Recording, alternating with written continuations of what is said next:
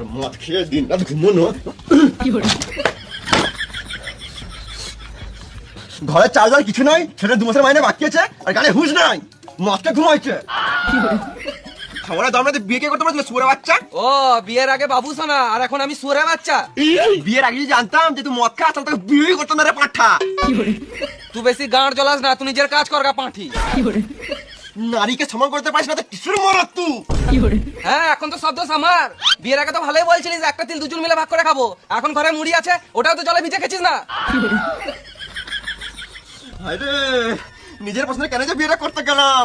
যদি মামা পছন্দ বিয়েটা করতাম, তাহলে টাইমে টাইমে ভোজন আর টাইমে টাইমে চড়িয়ে দেবো না, মানে চুড়িও কিনে দিত। বেশি কথা না বলে যাও, বাজার করে নিয়ে এসো। তুই খাবি তুই বুঝে লাগা, গান মারা গান চল।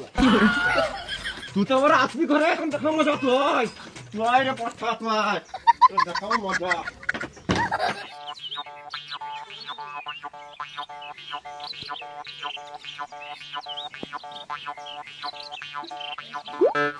কি